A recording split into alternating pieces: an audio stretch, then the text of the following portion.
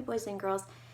Today we're going to read The Biggest House in the World by Lionni. And this was a Lionni story that I could not find on YouTube. So I'm excited to read it to you because it is another one of my favorite Lionni stories. And it really has a good message. And so I really want you to listen to what the message is or try to figure out what the message is and think about the characters and the problem and the setting and the solution, just all of those things that we've talked about. So remember, if you're not remembering what's happening in the story, then you're not really reading. So you always want to be thinking as you're reading about what's happening in the story and be able to recall the facts. Okay, so this is The Biggest House in the World by Lionni.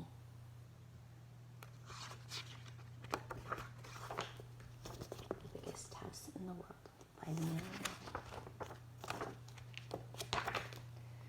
Some snails lived on a juicy cabbage. They moved gently around, carrying their houses from leaf to leaf in search of a tender spot to nibble on. I'm sorry, it's so hard to read when I cannot see this stuff. One day, a little snail said to his father, "When I grow up, I want to have the biggest house in the world." "That is silly," said his father, who happened to be the wisest snail on the cabbage. "Some things are better small." And he told this story.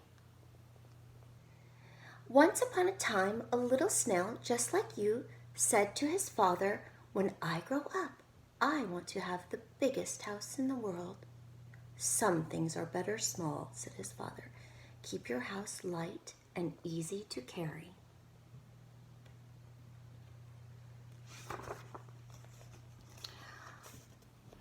But the little snail would not listen, and hidden in the shade of a large cabbage leaf, he twisted and twitched this way and that until he discovered how to make his house grow.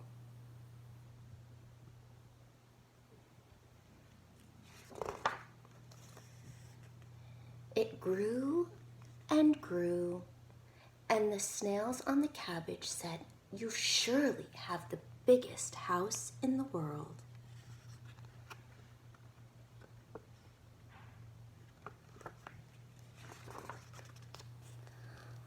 The little snail kept on twisting and twitching until his house was as big as a melon. You can see that's a really big snail shell. Then, by moving his tail swiftly from left to right, he learned to grow large, pointed bulges.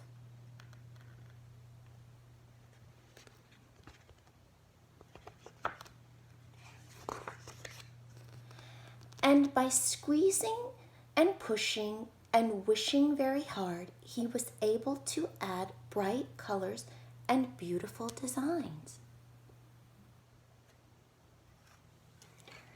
Now he knew that his was the biggest and most beautiful house in the whole world.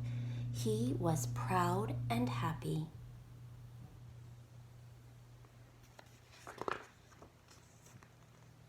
A swarm of butterflies overhead. "Look!" Or a swarm of butterflies flew overhead. "Look," one of them said, "a cathedral." "No," said another, "it's a circus." They never guessed what they were looking at was the house of a snail.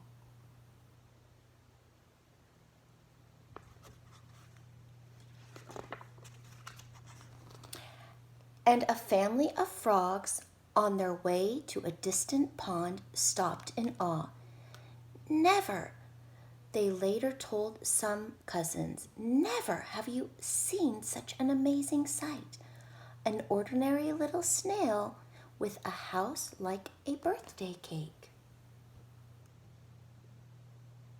See all of the frogs, they're looking at this house that looks like a birthday cake.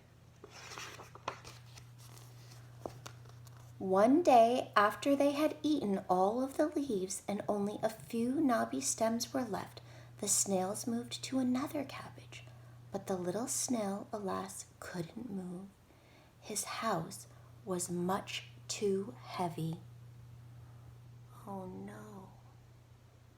All of the other snails are able to move, but he cannot. He was left behind, and with nothing to eat, he slowly faded away. Nothing remained but the house, and that too, little by little, crumbled until nothing remained at all.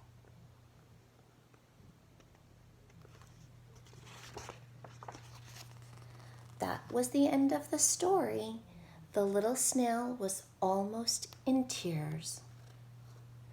But then he remembered his own house. I shall keep it small, he thought, and when I grow up, I shall go wherever I please.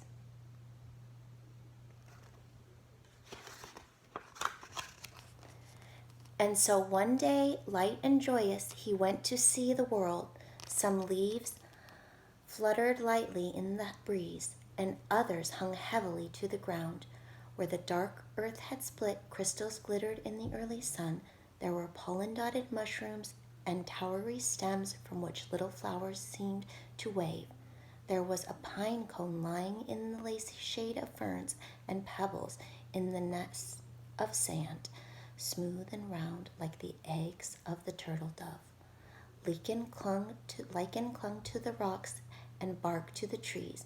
The tender buds were sweet and cool with morning dew. The little snail was very happy.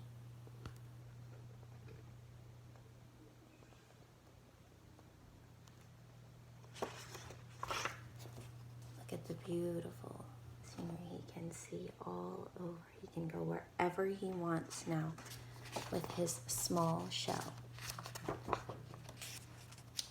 The seasons came and went, but the snail never forgot the story his father had told him, and when someone asked, "How come you have such a small house?" he would tell the story of the biggest house in the world. The end. Okay, we'll talk about it in our Zoom session now, boys and girls.